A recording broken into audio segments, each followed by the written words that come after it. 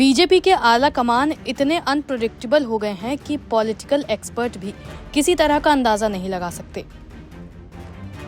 पिछले कई मौकों पर ऐसा हुआ जब मीडिया में कुछ नामों की चर्चा होती रही और भारतीय जनता पार्टी ने कोई अनजान चेहरा सबके सामने लाकर चौंका दिया।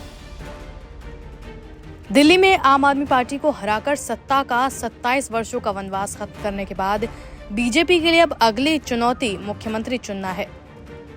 कई दावेदारों के नाम भी चर्चा में हैं। ऐसा कहा जा रहा है कि नई दिल्ली सीट पर अरविंद केजरीवाल को चित करने वाले प्रवेश वर्मा को भाजपा का शीर्ष नेतृत्व इनाम दे सकता है और हो सकता है कि वो दिल्ली के अगले मुख्यमंत्री बन जाएं। चुनावी नतीजों के तुरंत बाद प्रवेश वर्मा केंद्रीय गृह मंत्री अमित शाह से मिलने भी पहुंचे थे। इसके बाद वो भाजपा के कुछ नवनिर्वाचित विधायकों के साथ उपराज्यपाल विनय कुमार सक्सेना से मिलने दिल्ली राज निवास पहुंचे थे। हालांकि भाजपा के केंद्रीय नेतृत्व के मन में क्या है उसे भांपना बहुत मुश्किल है। हाल फिलहाल में जब मध्य प्रदेश, छत्तीसगढ़ और राजस्थान में बीजेपी की जीत हुई थी तो मीडिया में जाने पहचाने नामों की चर्चा मुख्यमंत्री पद के लिए हो रही थी, लेकिन बीजेपी ने तीनों ही राज्यों में ऐसे नेताओं को मुख्यमंत्री बनाया जिसका अनुमान तक कोई नहीं लगा सका। छत्तीसगढ़ में बीजेपी ने विष्णुदेव साय, मध्य प्रदेश में मोहन यादव और राजस्थान में भजन लाल शर्मा को सरकार का नेतृत्व सौंप दिया। दिल्ली में भी इस तर्ज पर अनजान विधायकों के नामों पर चर्चा सामने आई है।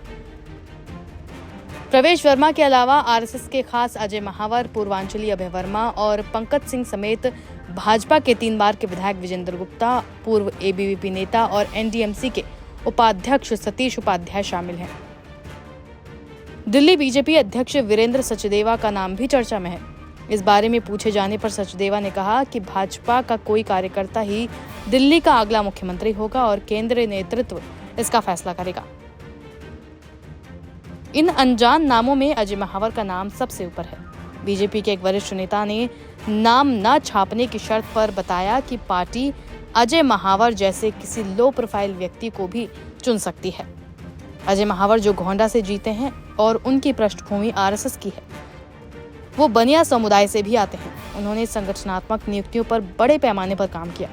वहीं दूसरी बार के विधायक चुने गए और उन्होंने विधानसभा में मुख्य सचेतक के रूप में भी काम किया है।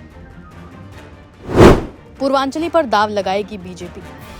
इस चुनाव में जीत हार का एक और फैक्टर पूर्वांचली मतदाताओं के बीच भारतीय जनता पार्टी का प्रदर्शन है। भाजपा ने पूर्वांचली मतदाताओं के प्रभुत्व वाले 14 निर्वाचन क्षेत्रों में से 11 पर जीत हासिल की। इस साल के अंत में बिहार में चुनाव भी है। पीएम मोदी ने दिल्ली भाजपा मुख्यालय में अपनी विक्ट्री स्पीच में भी पूर्वांचली मतदाताओं का विशेष आभार जताया था। इसीलिए ये कयास भी लगाए जा रहे हैं कि भाजपा किसी पूर्वांचली को दिल्ली में सरकार की कमान सौंप सकती है। अगर बीजेपी के पूर्वांचली चेहरों की बात करें तो उनमें लक्ष्मी नगर के विधायक अभय वर्मा, करावल नगर के विधायक कपिल मिश्रा, विकासपुरी के विधायक पंकज सिंह और संगम विहार के विधायक चंदन चौधरी शामिल हैं। वहीं पंजाबी चेहरा भी एक विकल्प हो सकता है। इस लिस्ट में राजौरी गार्डन के मनजिंदर सिंह सिरसा और जनकपुरी से आशीष सूद अच्छे दावेदार हैं। सूद पंजाबी हैं और संगठन के काम में सक्रिय भी रहे हैं। वो जम्मू कश्मीर के सह प्रभारी भी हैं और एमसीडी में काम करने के कारण शहर के शासन से परिचित भी हैं। वहीं मनजिंदर सिंह सिरसा से जब मुख्यमंत्री पद के लिए उनकी दावेदारी के बारे में पूछा गया तो उन्होंने साफ कहा कि दिल्ली में मुख्यमंत्री का चेहरा प्रधानमंत्री नरेंद्र मोदी और पार्टी के राष्ट्रीय अध्यक्ष जेपी नड्डा समेत पार्टी का शीर्ष नेतृत्व ही तय करेगा। हालांकि एक दूसरे बीजेपी नेता ने भी नाम न छापने की शर्त पर बताया है कि प्रवेश वर्मा इन सब में सबसे मजबूत दावेदार हैं। ऐसा इसलिए क्योंकि उन्होंने आम आदमी पार्टी के प्रमुख अरविंद केजरीवाल को हराया है। वर्मा की जीत का असर राष्ट्रीय स्तर पर होगा।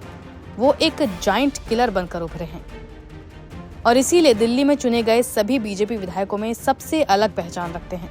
चुनाव में नई दिल्ली सीट से केजरीवाल के विधायक खड़ा होना एक साहसिक फैसला था और पार्टी में प्रवेश वर्मा को इसका नाम मिल सकता है। इतना ही नहीं, उनके दिवंगत पिता और पूर्व सीएम साहेब सिंह वर्मा का आउटर दिल्ली में बहुत अच्छा प्रभाव था और वो बीजेपी के एक लोकप्रिय जाट नेता रहे हैं।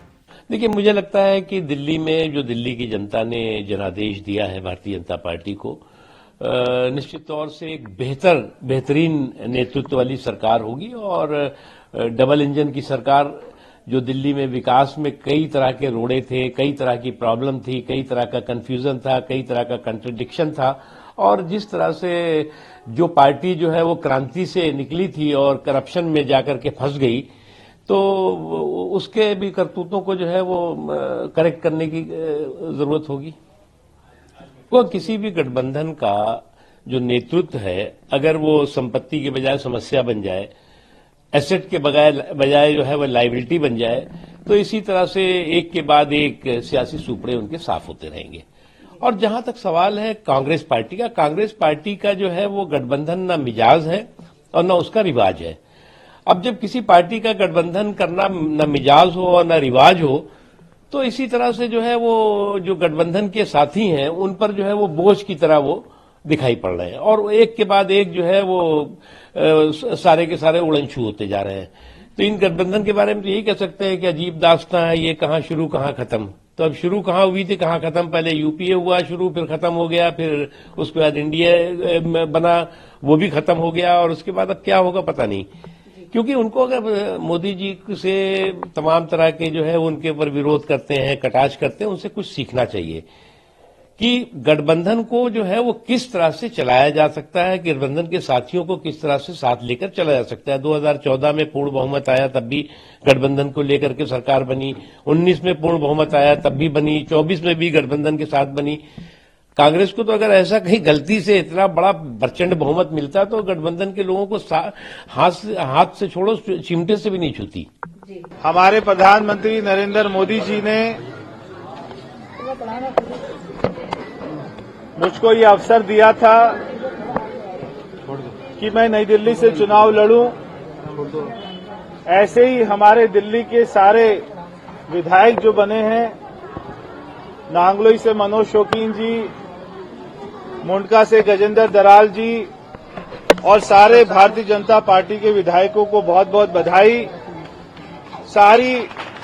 सारे भारी दिल्ली, हम जिसको वर्मा जी की सीट के नाम से जानते हैं, जो पुरानी सीट हम भारी दिल्ली कहते थे, सारी सीटें भारतीय जनता पार्टी की झोली में गई है। एक बार फिर से 1993 वाली याद ताजा हो गई है। मैं पूरी भारी दिल्ली को, सारे गांव देहात को हाथ जोड़कर आपका धन्यवाद करता हूं कि आपने एक एक सीटें भारतीय जनता पार्टी को जिताई और हमारी सरकार बनी है। ये सरकार दिल्ली देहात के लिए अच्छा काम करेगी, पूरी दिल्ली के लिए अच्छा काम करेगी, सारी कॉलोनियों के लिए। जो भी काम हमारे नेता डॉक्टर साहिब सिंह वर्मा जी के अधूरे रह गए थे, जो उनके सपने थे, वो सारे कामों को पूरा करेंगे। हमारे प्रधानमंत्री नरेंद्र मोदी जी के विजन को आगे बढ़ाएंगे, दिल्ली में लेकर आएंगे। बहुत सारे काम करने, बहुत सारी चुनौतियां हैं। मेरे गांव का हमेशा बहुत आशीर्वाद रहता है। आपने मेरे चुनाव में भी आकर काम किया, उसका भी आपका बहुत बहुत धन्यवाद। और